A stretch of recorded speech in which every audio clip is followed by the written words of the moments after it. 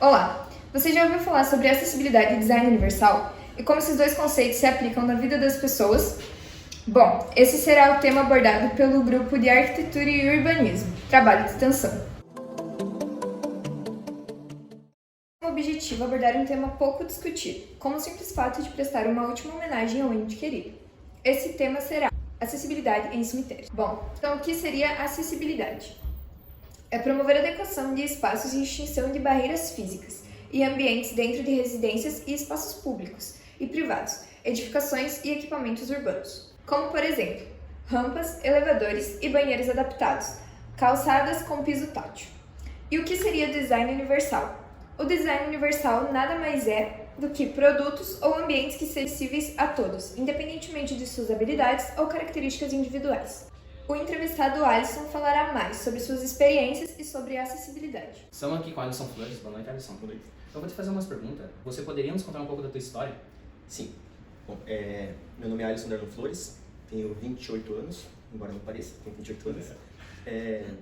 Eu nasci com uma malformação na coluna, que sentado não é tão aparente, mas eu coloquei a muleta próxima aqui para... Né? Eu caminho com auxílio de muletas. Eu sou o primeiro caso registrado da minha deficiência aqui em Francisco Beltrão. Ela tem um nome um pouquinho complicado, é mielomeningocele, ou espinha bífida, que nada mais é do que uma malformação na medula. O não fechamento de uma vértebra, aí a medula saiu para fora e dali para baixo, daquela altura da coluna para baixo, eu tive sequelas motoras, na maior parte motoras. A minha lesão é bem baixa, é lombar, L4, L5, por isso que eu caminho. Embora eu não conheça outras pessoas que têm miel que caminham, mesmo com todas as adversidades, eu ainda tenho uma vida, digamos assim, autônoma. Consigo me virar, embora eu vira e mexe, eu tropeço nos próprios pés e tal, mas eu não me privo de fazer nada por causa da deficiência. Não existe uma explicação certa sobre a causa da mielomeningocele. Existem fatores que influenciam e que traz mais credibilidade referente ao que de fato ocasiona. Um fato que já é certo, já tem estudos que comprovam que a falta de ácido fólico no organismo da mãe é um fator. Beleza, no meu caso é comprovado, porque minha mãe tem atestado dessa falta desse ácido no organismo. Outros fatores têm estudos, mas não concretos, é mais dados comparativos que dá a entender que também são esses fatores. Por exemplo, temperatura da região onde essa criança nasceu. Estatisticamente, a mielomeningocele no Brasil, ela tem uma maior incidência no sul. E em proporções mundiais, a maior proporção da mielomeningocele, o maior número de casos da mielomeningocele são em países mais frios. Então, cria-se também uma teoria do clima mais frio ser um fator. Um outro caso, uma outra possibilidade, é fator genético, que também existe uma possibilidade. E, no meu caso, linkou as 3 vertentes de possíveis causas. Nasci no sul, a minha mãe tem falta de ácido fólico, e na minha família teve outras pessoas que, antes de mim, que também nasceram com algumas deficiências físicas, algumas malformações. Então, as 3 possibilidades, que são as mais fortes, né, frente às causas da mielomeningocele, eu consigo linkar com o meu caso. E como você se sente quando você precisa acessar algum lugar e não tem esse acesso, questão de acessibilidade em si, né? Rampas e escadas? Certo. Eu tento. Claro, escadas, eu já acessei lugares que era aquela escada caracol, fora de questão. Eu fico no primeiro andar, mas não subo essa escada porque uma das sequelas, digamos assim, da minha deficiência, da mielo, é um problema referente à noção de espaço. Então, meu equilíbrio é muito ruim. Eu sem as muletas, 2 passos, um tombo, 2 passos, um tombo, eu caio com muita facilidade. Então, essa escada em caracol, por exemplo, eu não subo. Escadas sem corrimão, também fora de questão, porque aí, mesmo com a muleta num espaço muito curto, que é geralmente o degrau da escada, o meu equilíbrio não é dos melhores, então prefiro evitar. Agora, se tem corrimão, eu não me privo de acessar a qualquer lugar. Seguro as 2 muletas com uma mão, a outra mão no corrimão e me viro. Até eu percebi com o decorrer da vida, a evolução referente ao cuidado com a acessibilidade. Empresas em geral, os estabelecimentos em geral, estão olhando com mais cuidado referente a isso, como também locais de entretenimento.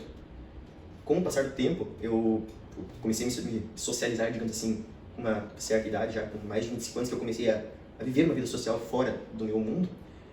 Comecei a frequentar lugares que eram de shows, por exemplo, que não tinham uma acessibilidade adequada. Organizadores desses lugares que eu comecei a ir perceberam a minha presença, perceberam que pessoas com deficiência começaram a frequentar também em shows, enfim, com meu irmão, família, amigos. Eu sempre uso cadeira de rodas, para mim é muito mais confortável. E na cadeira de rodas não tem alternativa, não tem como subir em escada, então tem que ter um espaço com rampa. Percebi, principalmente em Beltrão, lugares que depois que viram que eu estava saindo, começaram a adequar esses espaços. Eu fico feliz em perceber que em todos os âmbitos da sociedade, a galera está começando a ver a pessoa com deficiência como pessoa mesmo, e não como um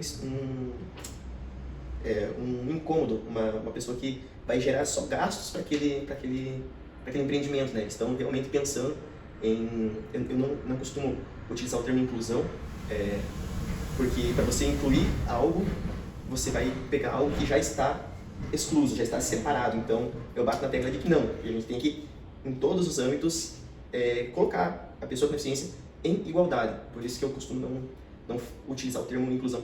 Eu já fui em parques de diversão que tinham observação de pessoa com estatura X acima só poderia acessar. Ou não era permitido o acesso de pessoas com deficiência, mas não era permitido por preservação da integridade física daquela pessoa. Por mais que está limitando essa pessoa de não usufruir daquele entretenimento. Eu já vi espaços que criaram um espaço, um entretenimento acessível. Brinquedos em parques de diversões com espaço para cadeira de rodas, com a trava de segurança nas rodas, trava de segurança na cintura, para oportunizar a pessoa numa cadeira de rodas a ir num brinquedo que ela teria que ser tirada da cadeira, colocada na cadeira convencional. Às vezes é uma lesão alta que a pessoa não tem equilíbrio, um brinquedo vai balançar muito, na cadeira convencional vai acabar machucando, e na cadeira de rodas geralmente o pessoal tem a cinta que ele se trava e tal, e dá uma segurança. Todos os setores da sociedade estão olhando para a pessoa com deficiência e não olhando a deficiência em si, olhando que dá para inserir, dá para colocar aquela pessoa em todos os setores, né? Isso é muito importante, né? Querendo ou não, entra muito no design universal, né? Exatamente. E em relação à acessibilidade, o que tu acha que pode ser mudado? Já entra num viés talvez um pouco mais polêmico. Por que eu digo isso? Porque normas já existem referente à obrigatoriedade de acessibilidade em espaços. Uma obrigatoriedade de fato, de que seja construído aquele espaço, seja feito aquele espaço com acessibilidade total. Seja rampa, seja corrimão, seja um banheiro com o corrimão dentro, a guia da pia dos banheiros rebaixada para cadeirante, o acesso não apenas na calçada, mas também, dependendo, claro, do estabelecimento, de uma guia para deficiente visual, orientação de visual para daltonismo. Então, todos esses pontos, talvez, olhando, pensando assim, vai virar um carnaval dentro do estabelecimento, tanta coisa. Mas, se não tem, uma pessoa que precisa desse ponto de acessibilidade vai deixar de utilizar um determinado espaço por causa disso, porque não tem. De um prédio que foi locado para uma associação de deficientes físicos, não lembro agora de qual cidade do Brasil, que o prédio é cheio de escadas. É um prédio antigo que foi cedido pela prefeitura e colocado o setor da secretaria da pessoa com deficiência física num prédio que nitidamente não tem acessibilidade nenhuma. Além de ter escadas, a escada não tem rampa, não tem corrimão, e de longe você vê que é uma escada com degrau fora do padrão. Mas a fiscalização dessa obrigatoriedade eu acho que é um ponto ainda falho. Por imaginar que nunca uma pessoa com deficiência vai frequentar aquele espaço, eles não se preocupam em adequar. E eu acho que o ponto que eu citaria é bater na fiscalização referente a isso. Eu vou fazer uma pergunta que pode ser meio, querendo, entre aspas, polêmica, né? Que todo mundo, pelo menos uma vez na vida, tem que acessar um cemitério, né?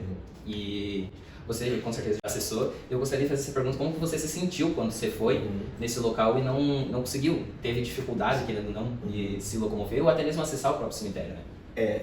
É um ponto que parece até meio que sem sentido, um negócio tão pequeno, que não é realmente pensado nessa questão da acessibilidade. Mais incomoda no caso de uma pessoa, eu cito uma pessoa numa cadeira de rodas, perdeu um ente querido, tá tendo, né, o sepultamento, enfim, a questão do espaço entre os túmulos, eu acho que é um ponto que nos locais nos cemitérios que eu já entrei, é um ponto que dá de se pensar. Existe apenas o corredor principal, que é amplo, mas o espaçamento entre os túmulos eu acho que é um ponto que se pensar com mais atenção quando for criado um projeto, algo assim, na criação de um cemitério.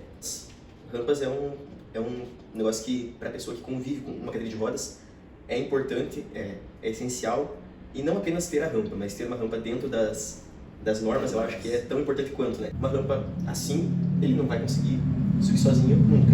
De quão difícil é a locomoção de uma pessoa numa cadeira de rodas num espaço que não tem uma rampa dentro das normas. Então, seriam 2 pontos que eu citaria dentro do cemitério: ser acessível, ser um ambiente que às vezes a pessoa está um pouco abatida por estar ali, né, naquele espaço, não se pensa nesse cuidado referente à acessibilidade. Então é um ponto bem interessante, não é um tema polêmico, é um tema que é tão óbvio que se passa despercebido, né? Então acho que é isso, Alisson. Agradeço muito por essa, querendo ou não, essa entrevista, né? E é algo assim que a gente tem que parar para refletir, né? Porque a gente, como futuros arquitetos formados, então é algo que realmente a gente tem que bater na tecla em questão de acessibilidade. E não apenas em acessibilidade, o próprio design universal, que a gente comentou ali antes do parque de diversão. Eu agradeço o convite, não pensei 2 vezes em aceitar, né, porque é só quem convive com a deficiência que vê o quão difícil é ser deficiente, no sentido de acessibilidade mesmo.